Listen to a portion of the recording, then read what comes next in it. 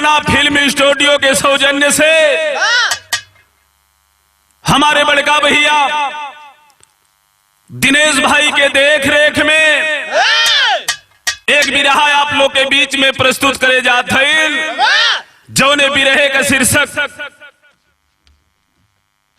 अंधविश्वास उर्फ हत्यारिन बहन। सामाजिक चित्रण आप लोग के बीच में रखे जाते हैं। देखल जा समाज में कैसे लोग पड़े हुए हैं कि अंधविश्वास में फंस करके और अपने भाई की निर्मम हत्या करने के लिए वो बहन उतारू हो जाती है। 4 लाइन कवि जी भूमिका के लाइन लिख ले हो कैसे।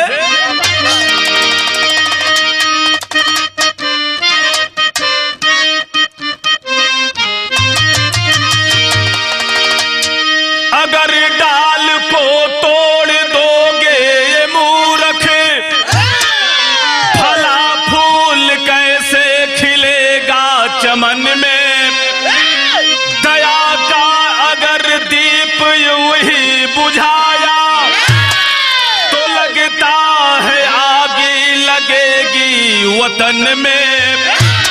ठगहारी करो ना रखो धीर दिल में, अरे वरना धिक्कारे मौत तुझको कफन में। अरे भरोसा सदा ऊपर वाले का कर लो, श्याम देव सदा लक लगाए चरण में।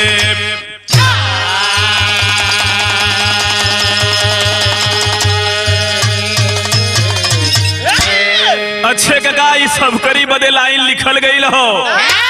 अगर डाल को तोड़ दोगे ये मूर्ख, फला फूल कैसे खिलेगा चमन में। दया का अगर दीप यूं ही बुझाया तो लगता है आगी लगेगी वतन में। ठगहारी करो ना रखो धीर दिल में, वरना धिक्कारे मौत तुझको कफन में। भरोसा सदा ऊपर वाले का कर लो, श्याम देव सदा लक लगाए चरण में। मालिक के ऊपर भरोसा करे के हो। मालिक के मर्जी के बिना एक पत्ता तक नहीं हिला करता। मालिक की मर्जी हुई तो फूल लगी, मालिक की मर्जी न हुई तो फूल ना ही लगी। यहाँ एक लाइन कव्वाली का टुकड़ा निकल कैसे।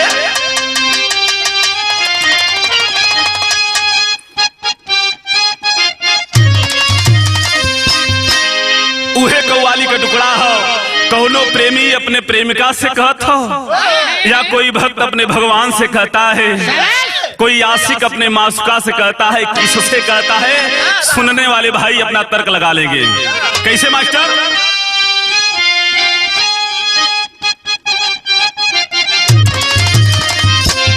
उहे कव्वाली हो। और परवाने जल रहे हो और तेरे इश्क में तमा, जानम जरा इस योग में। अरे जानम जरा इस योग में, अरे खुद को जलो के दे।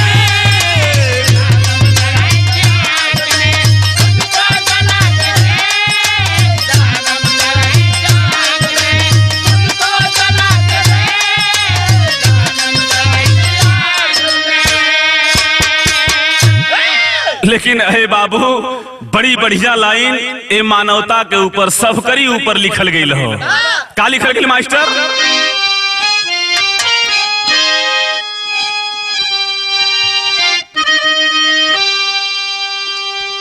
अरे मानवता रो रही है, अरे रोती है मेदनी। अरे गमगीन कवि के सामने, अरे गमगीन कवि के सामने, अरे रोती है लेखनी।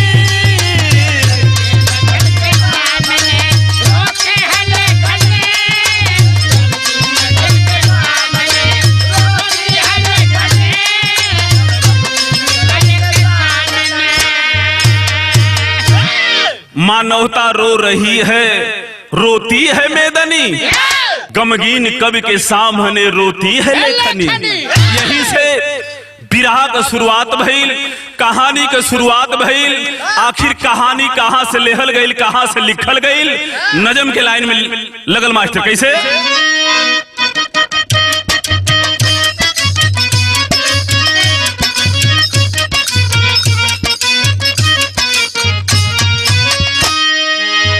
कि राजस्थान में सूरतगढ़ बड़ा नामी है, उसी सूरतगढ़ में एक गांव तो तलामी है। तलामी में महेश मौर्य का परिवार रहा, हुआ न पुत्र कोई पत्नी संग लाचार रहा। कुरेर गांव में एक सोखा जी श्रीमान रहे, 4-6 कोस में मरीजों के भगवान रहे। बात सुन दोनों प्राणी सोखा पास आए हैं, बात सुन दोनों प्राणी सोखा पास आए हैं, चरण पकड़ कर अपनी दर्द को सुनाए हैं। अरे बाबू बिरहा के समझ ले हल्ला, कहानी के समझ ले हल्ला। राजस्थान प्रांत अंतर्गत सूरतगढ़ का रहे वाला, सूरतगढ़ अंतर्गत एक गांव जो ने गांव का नाम तलामी बतावल गई। तलामी का रहे वाला एक मनई जो ने मनई का नाम महेश मौर्य, मास्टर हुआ, अध्यापक हुआ, विद्यालय में शिक्षा देने का काम किया करते हैं। अरे बाबू शादी भइल हो, 9-10 वर्ष का समय बीत गई, जकरे पत्नी के नाम संध्या बतावल गई, गोद में को बेटा बेटी नहीं हुन। अरे बाबू वही तलामी के बगल में एक गांव जो ने गांव का नाम कुरेर बतावल गई हो। कुरेर का रहे वाला एक सोखा जी, 4-6 कोस में बड़ी चर्चा हो, लोग भगवान मानत हुवन, भगवान स्वरूप पूजत हुवन। बात को सुन करके और वह महेश अपने धर्म पत्नी संध्या के साथ सोखा जी के स्थान पर पहुंचल हुवन, कुरेर गांव में गए हुवन और जा करके चरण पकड़ करके अपने दर्द के सुनावत हुवन। एक लाइन गीत लगल हो कैसे।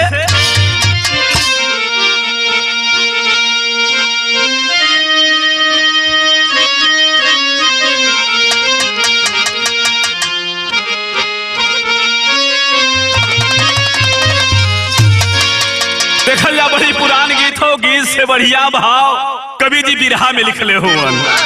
दोनों प्राणी गए हुवन और जा करके चरण पकड़ करके रोवत हुवन और रो रो करके कहत हुवन। का कहलन?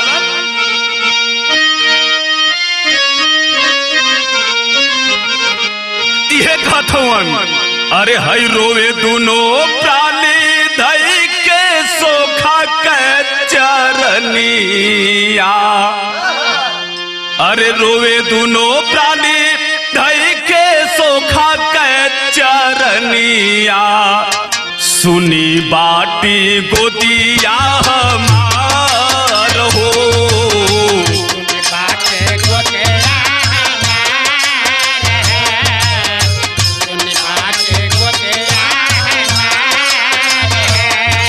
अरे कहे दोनों प्राणी धई के सोखा के चरनिया,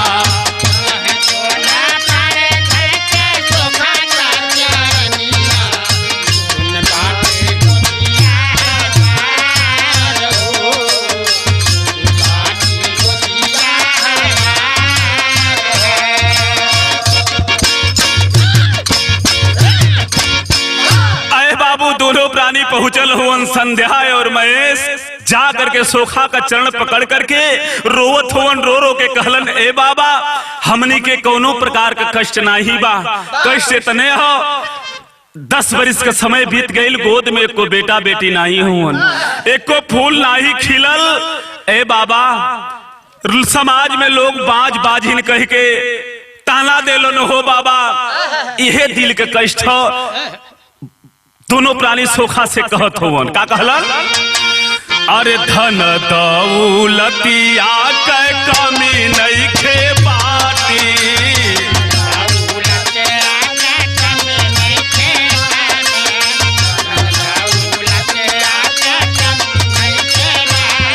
अरे बेटा के बिना दिन रात फाटे छाती,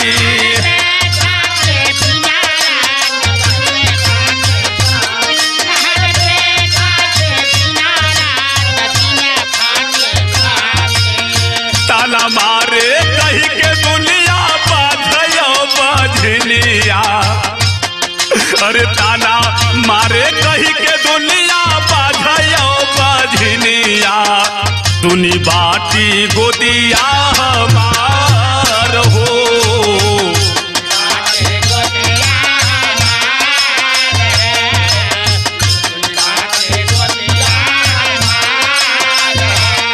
अरे ताना मारे कही के दुनिया बाझयो बजनिया।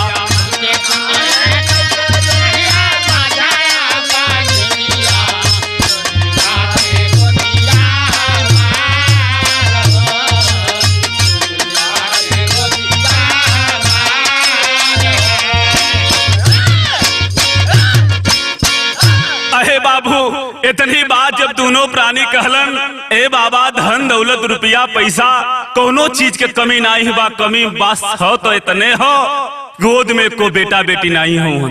समाज में लोग बाज बाजिन कह के ताना देलन हो बाबा।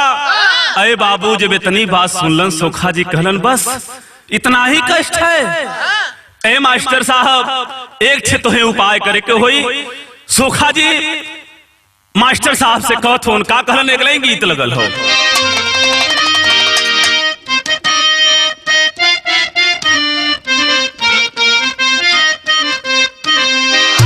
हई देखल जा दुलारे भैया कोनो दुलही अपने मन से धू के रोकत थियो, कमाए नहीं जाए के हो कहत थियो। का कहत थियो? अरे छोड़ी दा, अरे छोड़ी दा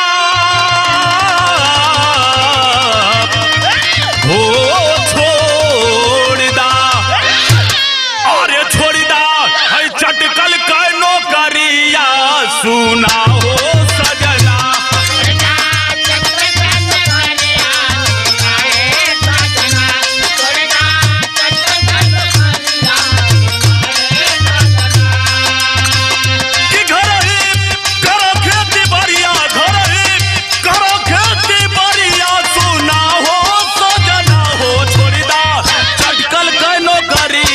सुना हो सजना।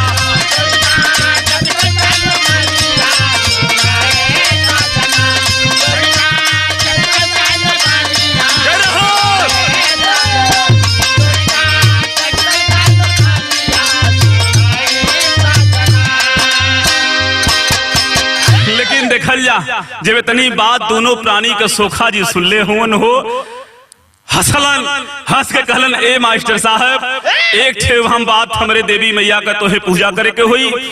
सोखा जी दोनों प्राणी से कहत होन का कहलन मास्टर?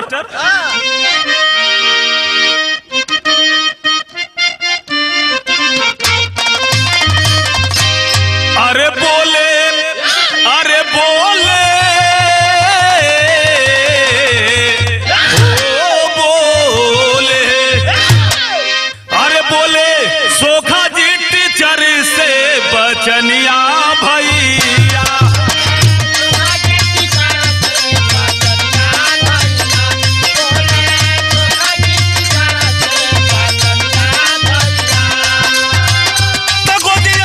हमरो सजनी है भवनिया भैया हो बोले सोखा जी टीचर से बचनिया भैया।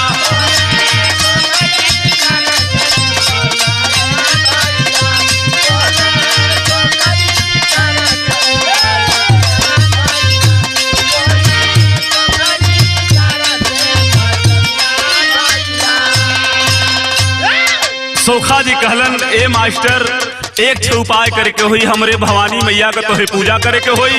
जब हमने भवानी मैया का पूजा कर देबा हमार भवानी मैया जब प्रसन्न हुई हन तो तोहरे धर्म पत्नी की गोद में तोहरे धर्म पत्नी के आंचल में फूल खिली। कौन पूजा करे के हुई मास्टर साहब पूछत होवन, वो सोखा जी बतावत होवन। का बतावत होवन? अरे हमारे देवी के टीचर कैला पूजनवा।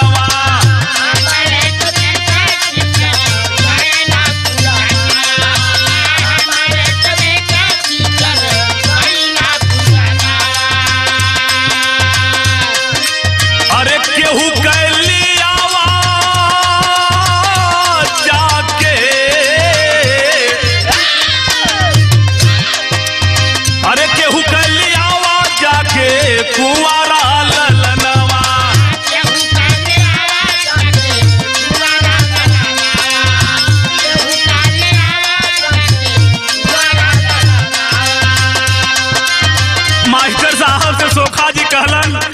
मास्टर हमरे भवानी मैया का पूजा का हो, पहले पूजा करे के होई, पूजा में का करे के होई, केहू को कुंवार लड़का लिया के और अपने हाथ से तोहे बलि चढ़ावे के होई।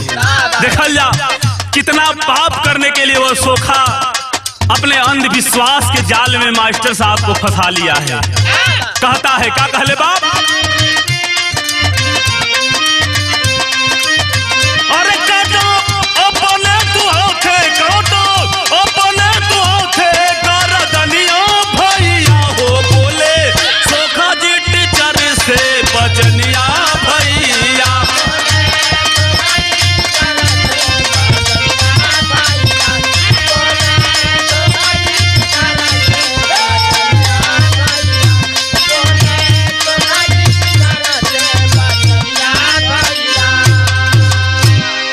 कहलन केहू को कुंवार लड़का लिया करके और हमरे देवी मैया के स्थान पर अपने हाथ से बलि चढ़ा दा।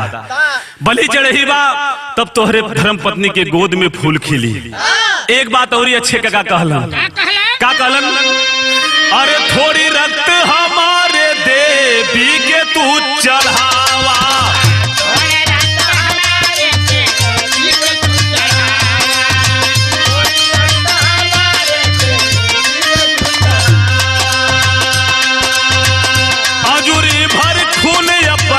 नारी के पियावा,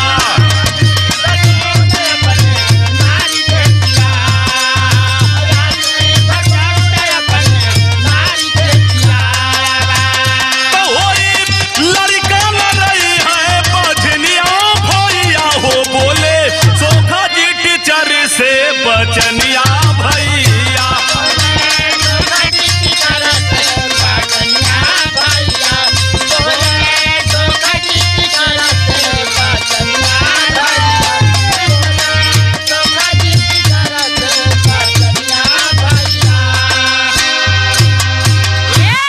कहलन सोखा जी कहलन कि केहू को कुंवार लड़का लिया के बलि चढ़ीबा, एक अजूरी खून हमरे देवी मैया के चढ़ीबा और एक अजूरी खून रोप के जब तोहार धर्म पत्नी पीहन गर्भ रुकी और आंचल में फूल खिली। ऐ बाबू बात को सुन करके दोनों प्राणी घरे आयल हो, घरे जब अइलन खोज में लग गईलन, सोचत हो आखिर के अपन लड़का दे बलि चढ़ावे बदे। ऐ बाबू इतनी बात सुन करके जब आयल हो दोनों प्राणी धीरे धीरे 10 दिन का समय बीत गई। केहू का लड़का जब नाही मिलल हो, एक दिन रात का सुतल हो दोनों प्राणी, रात का 12 बजे नींद खुलल, धर्म पत्नी संध्या का नींद खुलल हो। और जब नींद खुलल अपने पति के जगा करके कहती है, का कहले बा टेरी की लाइन बताओ लगी हो,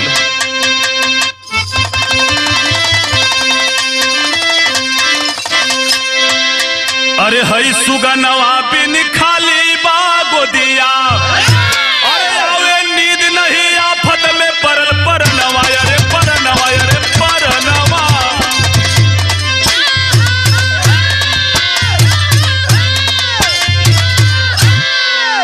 दोनों प्राणी सुतल हुवन, रात का 12 बजे जब नींद खुलल हो, कहलस ये सैया लगत हो कि हमनी के समाज में बाजे बाजिन का ताना न सुने के बा। 10 दिन का समय बीत गई, केहू नाही, केहू का लड़का नाही मिलल। ए सैया अगर देवी मैया का चढ़ावा न चढ़ावल जाई त गोद में बेटा चाहे बेटी का उत्पत्ति नहीं हुई। रात का 12 बजे हो, सोच करके वह संध्या अपने पति से कहती है, का कहले बा एक लाइन गीत लगल है,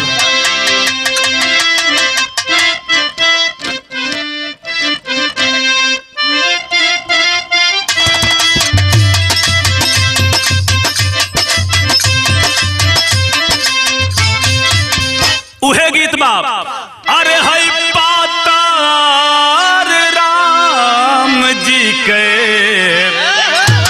अरे पातर राम जी के, अरे पातर कारी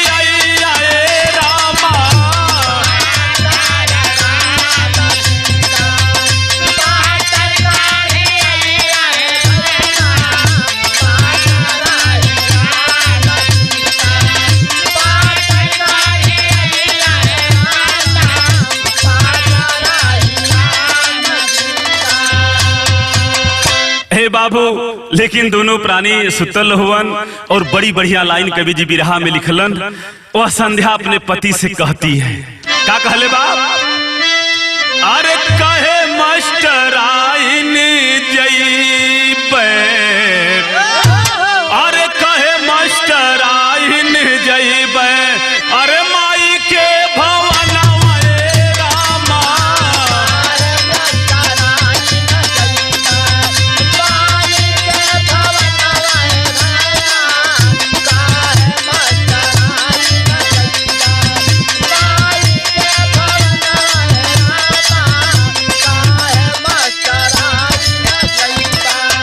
अरे कहे मास्टर आइन जइबे, अरे माई के भवनवा ए रामा, अरे वही से लियइबे हो जाके, अरे वही से लियइबे जाके, अरे पूजा के सामनवा ए रामा,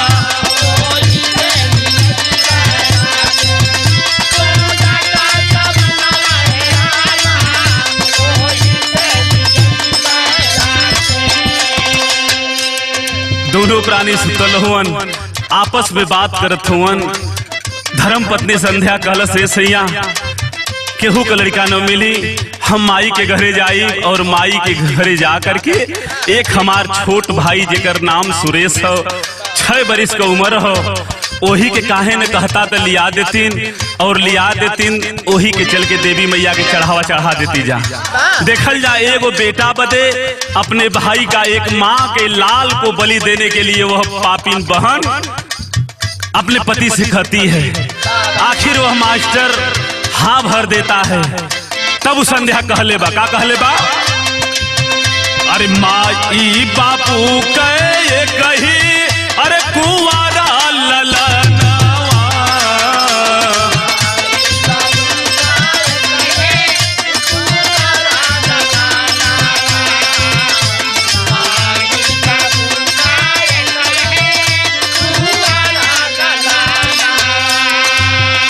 अरे वही के चढ़ावल जाई देवी के चरणवा हो, देवी के चरणवा,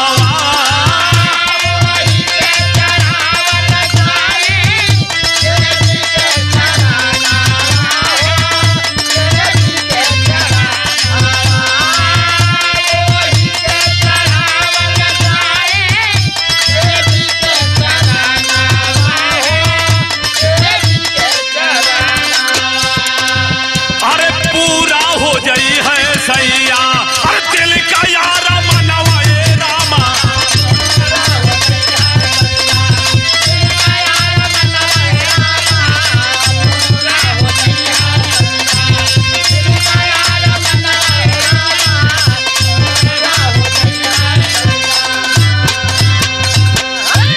संध्या कहती है, ए सैया कहता तक नैहर जैतीन और माई के कही लड़का हमार छोट भाई सुरेश जेकर 6 बरिस उम्र हो, वही के लिया के बलि चढ़ा देती जा। हाँ भर देता है मास्टर, हाँ भर देता है और सुबह संध्या चल देती है अपने माँ के घर अपने छोट भाई सुरेश को लाने के लिए। उस समय के बाद यहाँ गीत बदल गई हो, कैसे?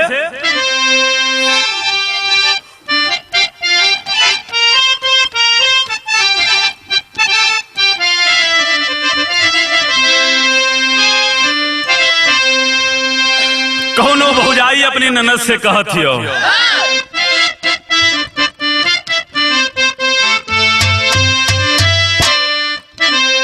ऐसन रोग हो कि झरवौला से, ओझाई करवौला से, दवाई दियोला से न खत्म हुई।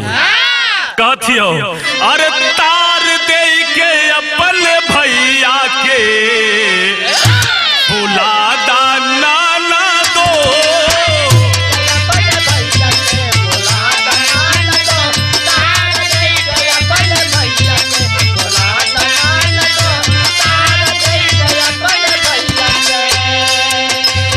लेकिन देखल जा जब वो संध्या अपने माँ के पास पहुंची है, गले से गला मिला करके और जा करके रोती है और रो रो करके वो संध्या मन में अरमान लेकर गई है। कैसे?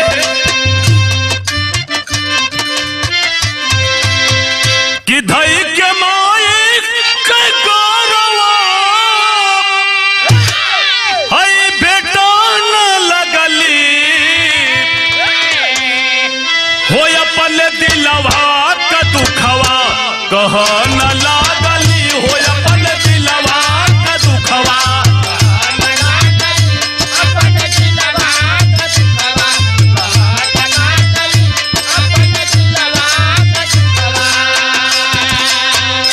हे बाबू, संध्या रोती है, दिल में अरमान लेके गई हो, छोट भाई के लेके आवे के हो। माई पूछत थे, रे बेटी ठीक से रहेलू ना? वह संध्या रोती है और रो करके कलश, रे माई दिन तक कैसे बीत जाला रे, रात का बड़ा हमें सुना सुना महसूस होला, रात का सुना सुना महसूस होला। कहती तरे माई है छोटका भैया सुरेश के हम लेके संगे जैती, यही से बोलती यही से बतियोती समय बीत जाता। वह रोती है लेकिन दिल में अरमान हो। का अरमान हो? और सोखा का बतिया तब बेधेले खतिया,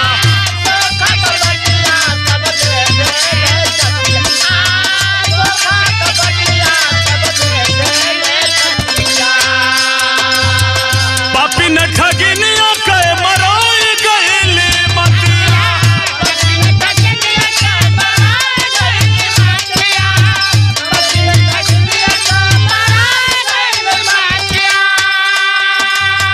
तो चलली लाल के लियाई के मगन भइली, तो अपन दिलवा का दुखवा कह न लागली हो अपन दिलवा का दुखवा।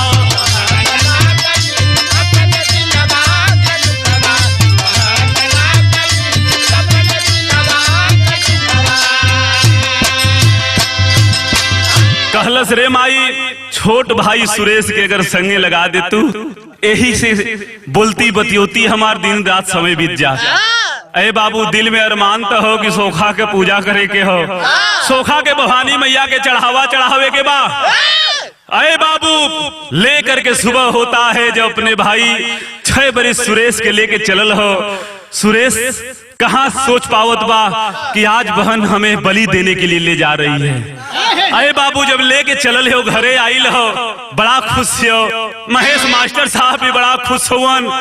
कहलस, से सैया काहे न जईता, आज जाके सोखा जी से जल्दी से समय मांग लेता, जल्दी से पूजा हमनी के कह देती जा।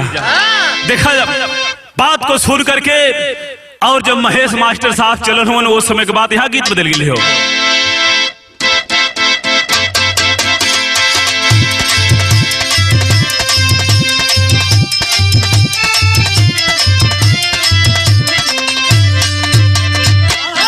उहे गीत बा कौनो दुल्ही का दुल्हा गौने करा करके प्रदेश के तरफ चलल हो, वो अपन दिल का बात कहत हियो। का कहले बा?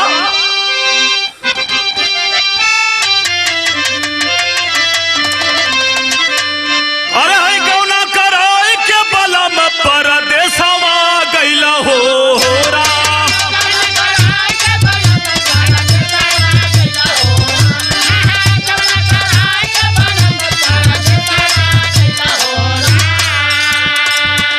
अरे अपने बसेला मोरे राजा जी, अपने बसेला मोरे राजा जी, पूरा भी हो बहन जिया, अपने बसेला मोरे राजा जी।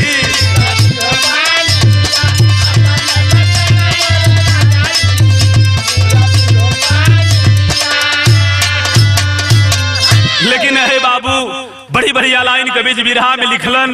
बात को सुन करके मास्टर साहब सोखा के घर के तरफ चलल हुन। ओ समय के बाद बताओ लगे कैसे?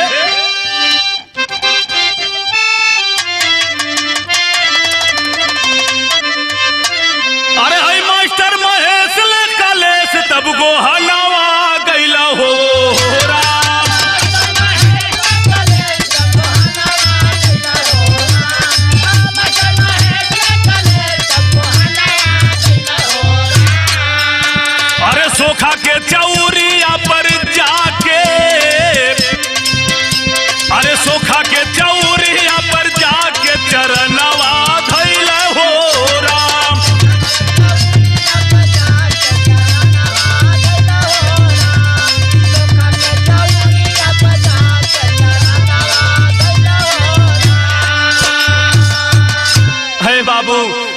को सुन करके महेश मास्टर साहब सोखा के घरे पहुंचल हुअन, देवी मैया के स्थान पर गईलन और जाके सारी बात कहलन, ए बाबा चढ़ावा का व्यवस्था हो गई और इस सामान का आवश्यकता होखे तो लिख दा, सारा व्यवस्था कर दी, जल्दी से पूजा कैदा हो बाबा।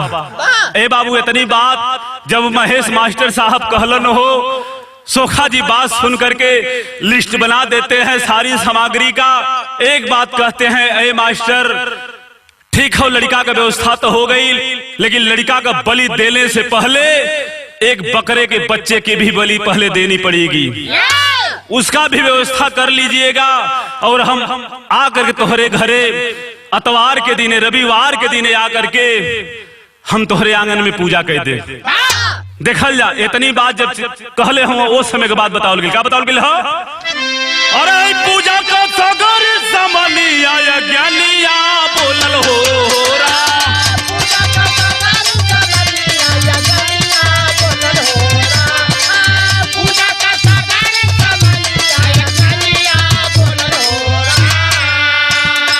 अरे लिस्ट बनवाई के महेश भवनवा आइल हो रा,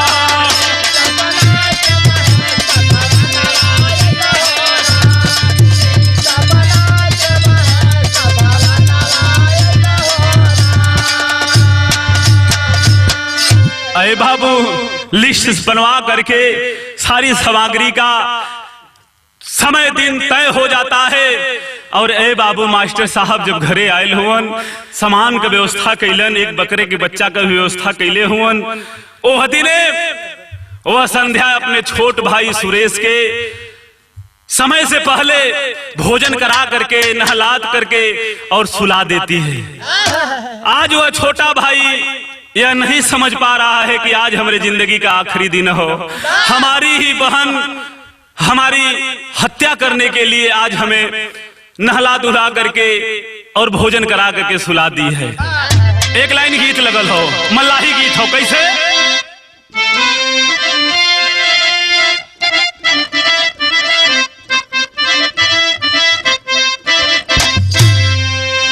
भोरहरिया में मल्ला भाई जब नैया के खोले लन गंगा माई के रोड़ी मार के जगावेलन, कैसे जगावेलन, अरे हई सुतल मोगंगी अरे जगावे भैया रे मला उठाए गंगा जी, मैया मोरी भैल भी न सहारा उठाए गंगा जी,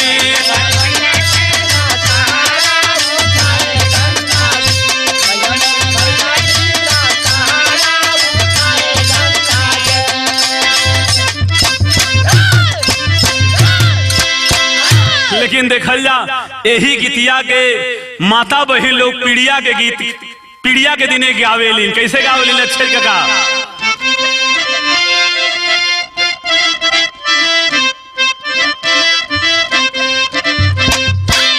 अरे आज एकदसिया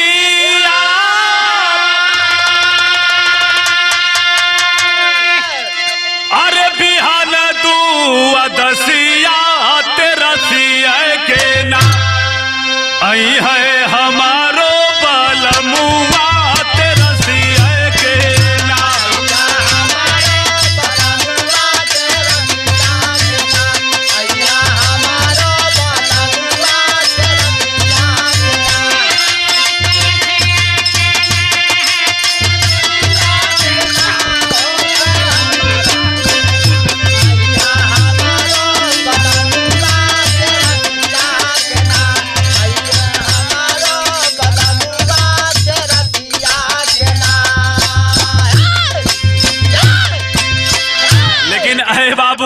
बड़ी बढ़िया लाइन कवि जी बिरहा में लिखलन हो।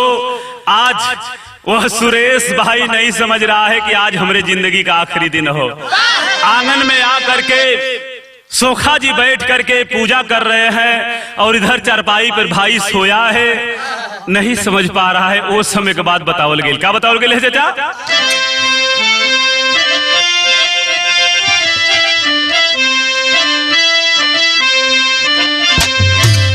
अरे हई सुरेश बिरनावा के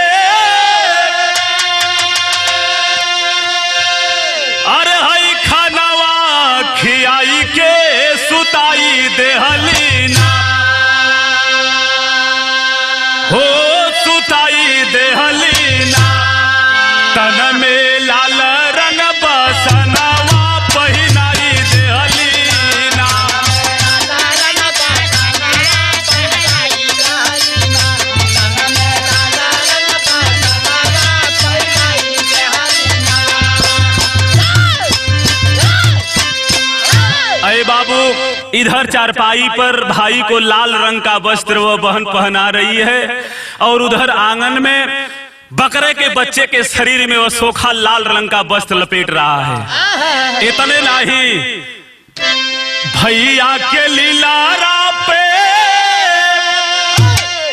अरे लाल रंग रोरिया लगाई देहलीना, हो लगाई देहलीना, आ सुंदर अढ़ाउल के मलावा पहिनाई देहलीना।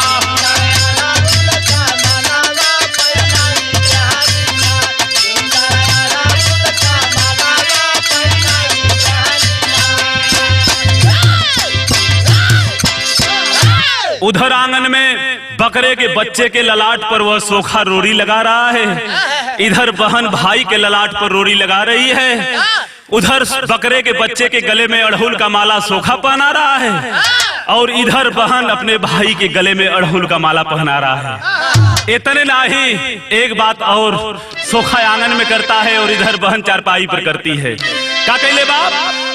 अरे धूपिया देखावे बदे अरे माची सा बहिनिया जलाई देहलीना, हो जलाई देहलीना, कांपत हाथ तिल्ली मुँह पर गिराई देहलीना।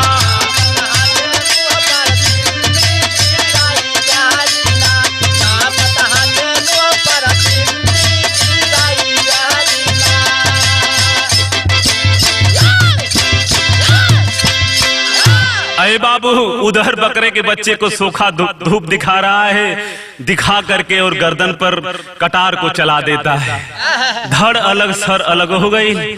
इधर बहन चारपाई पर बैठी हुई है, भाई सोया हुआ है, जब वही धूप जलाने के लिए माचिस जलाती है, मालिक का नजर खुल जाता है, हाथ कांपने लगी और जलती हुई तिल्ली उस भाई सुरेश के मुख के ऊपर गिर जाती है। गिर जाती है, जब जलता है उठकर बैठ जाता है, देखता है हमारी बहन हाथ में कटार ली हुई एक मनई आंगन में बैठा हुआ है। देख करके सारा देश से जैसा हमारे तन पर वस्त्र है वैसे उस बकरे के बच्चे के तन पर वस्त्र है, उसकी गला कटा हुआ है। लग रहा है बहन भी हाथ में कटार ली हुई है, हमारा गला काटने के लिए बैठी हुई है।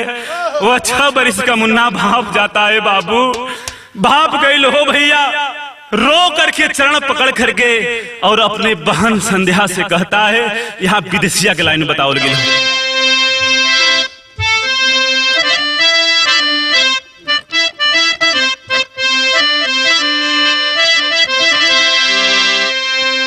चरण पकड़ करके भाई कहता है कि चरण पकड़ के भैया रोवेला बहिनिया के, अरे कैसे कमर बू बहिनी अपनो परना,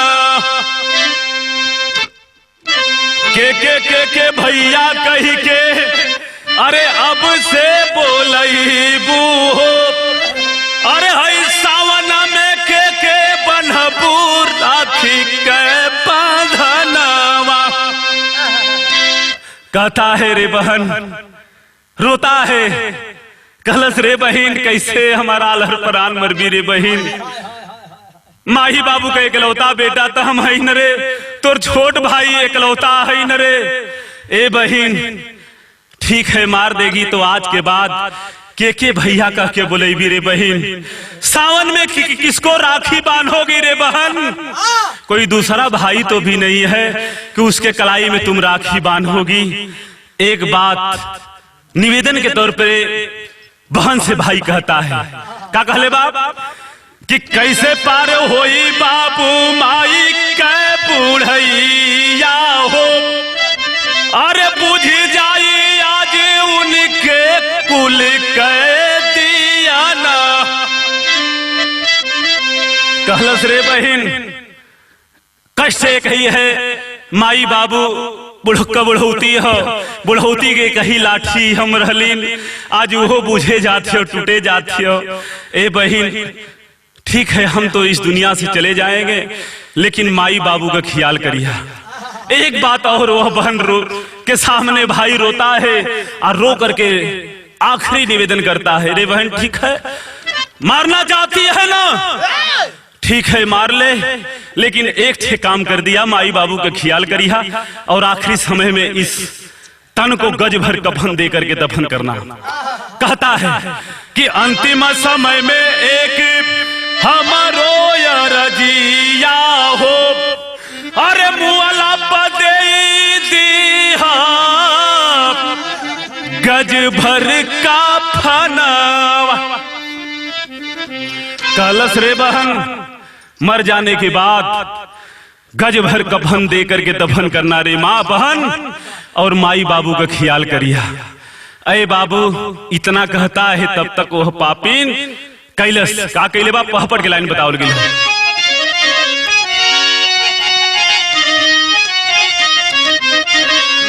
अरे हाय तबले पापी तेगा दिया चलाई भाई तड़पत बाप, झट देवी को लोहू दिया चढ़ाई भाई तड़पत बाप।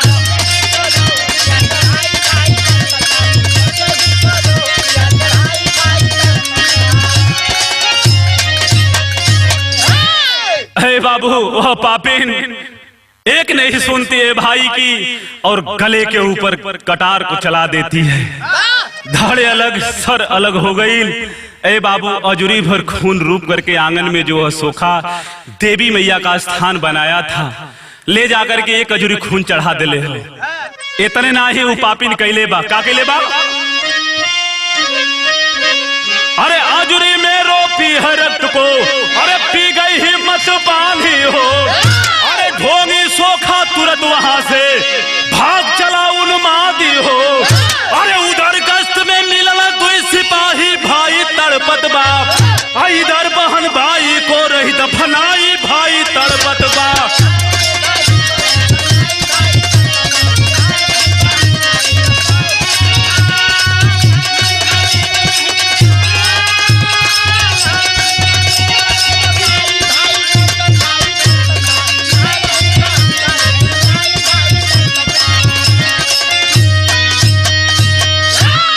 अहे बाबू जब वही वह पापीन अपने भाई के गले के ऊपर जब कटार को चलाती है, देख करके वह सोखा का कलेजा कांप जाता है। अरे बाप रे बाप, ऐसा लोग परल हुवन। अरे बाबू शरीर सोखा का गनगन गनगन कांपत थी। एक अजूरी खून ले जाके चढ़ोले हो और अपने भाई का ही खून रोप करके वह बहन एक अजूरी जब पी गई, देख करके वो दृश्य सोखा अपने झोली उठा करके रात के 12 बजे चल दिले हो। उस समय के बाद आल्हा के लाइन में लिखल गए कैसे,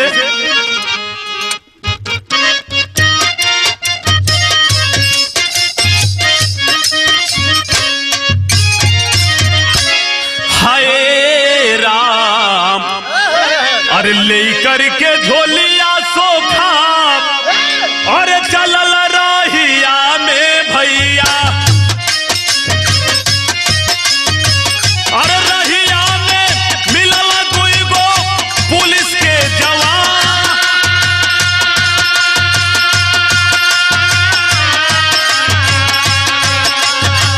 अरे जाई करके सोखा जी के पकड़े कलैया भैया,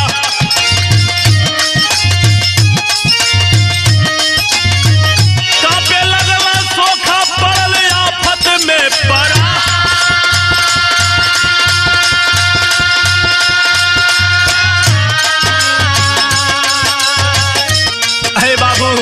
रास्ते में जब चलल होवन गश्त में 2 सिपाही ड्यूटी देते रहलन हो, देखते हैं जा करके कांधे पर झोला रखले होवन, जाके कलाई के पकड़लन सोखा जी और गनगन गनगन कापत होवन। अहे बाबू जाके जब कलाई के पकड़लन पूछत होवन इतनी रात को तुम कहां से आ रहे हो। वो समय सोखा जी बतावत होवन, का बतौलन,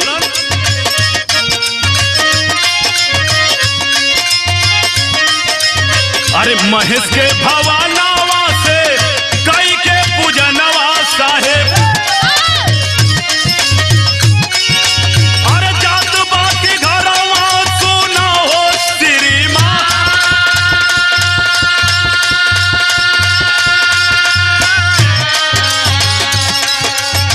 लागत बाटी शंका सोखा तोहर बतिया पे भैया। अरे पहुंच गई पुलिस साथ मास्टर के मकान।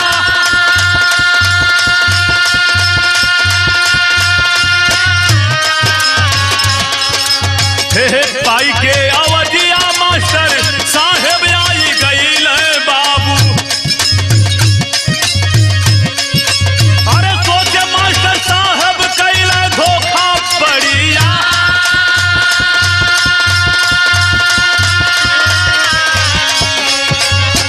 कहे लगल मास्टर मोरे नाही बात कसूरवा साहेब।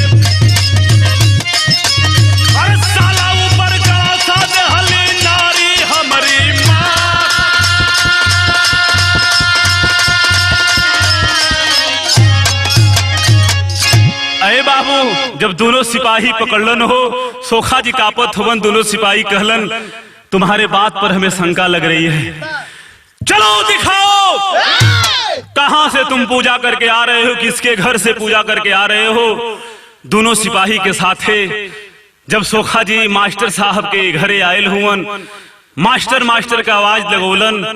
घर से बाहर जब मास्टर आयल हुवन देखलन हो भैया दो सिपाही लेके सोखा जी आ गईलन। अब ही सिपाही जी पूछई के हुवन तब तक ए बाबू मास्टर साहब कहलन ए साहेब हमारे मन कोनो गलती ना हो, ए साहेब हमारे मन कोनो गलती नहीं हो। ये पूजा तो जरूर कैलन लेकिन हे साहेब चला दिखा देन हमार धर्म पत्नी अपने भाई के गर्दन काट के अंगनवा में दफनावत हो साहेब। अरे बाबू जब जाते हैं रंगे हाथे पकड़े जाते हैं। तीनों को जब सिपाही लेके थाने पर अलन दरोगा जी के सामने जब पेश भइल हुवन उस समय दरोगा जी पूछत हुवन संध्या से कैसे पूछलन खड़ी के लाइन में बताओ गेलो।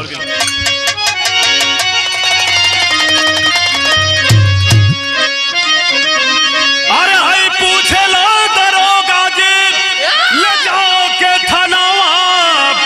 अरे काहे मरली रे पपिलिया बिरन के जना।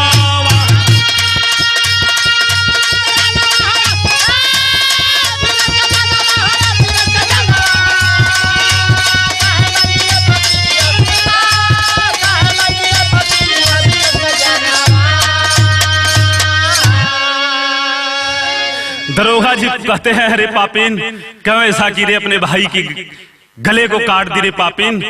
तब उस संध्या बताओ थी पुत्र विहीन थी गोद हमारी गई सोखा के पास।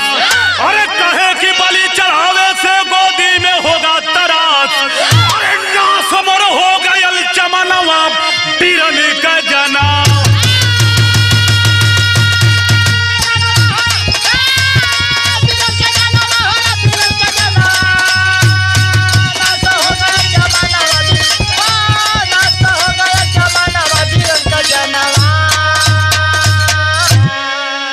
कलश पुत्र विहीन थी गोद हमारी गई सोखा के पास। कहे कि बलि चढ़ावे से गोदी में होगा तरास। नासमुर हो गए चमनवा बिरन के जनवा। ए साहेब हमार दोस्त ना हो सोखा जी बतौलन हमरे गोद में बेटा बेटी नहीं रहलन गईलीन। यह बतौलन केहू का लड़का कब बलि चढ़ा देहल जाई तो तोहरे गोद में बेटा का उत्पत्ति होई। ए साहेब केहू का नाम मिलल तो अपने भाई के साथ ऐसा काम कैलीन। सुन करके दरोगा जी का कलेजा कांपने लगा और दरोगा जी कैलन का कैलन सोखा साथे महे संध्या तीनों सजा को पाई। अरे ये तले में नैहर से आई गईली बुढ़िया माई।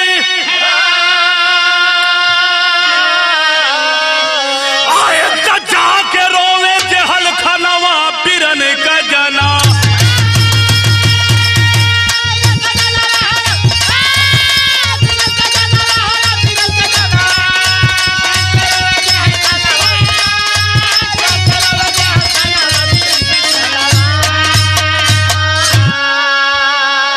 तीनों के ऊपर मुकदमा लिखते हैं दरोगा जी। तीनों पापी जेल में बंद बहिलन। खबर को सुन करके बुढ़िया माई हाथ में ठेंगुरी लेके पहुंचल हो जंगला के माध्यम से जाके कहते कारे बेटी तू तो आके बंद हो गई रे बेटी।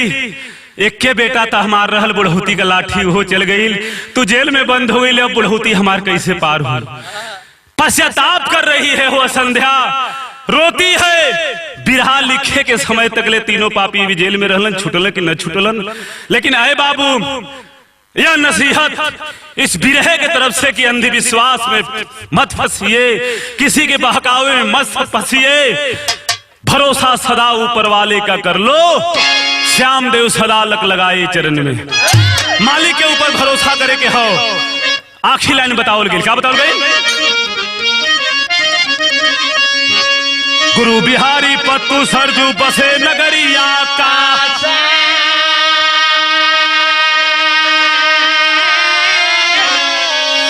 अरे शहीद ग्वाला कहे शिव मूरत दुनिया अंध विश्वास,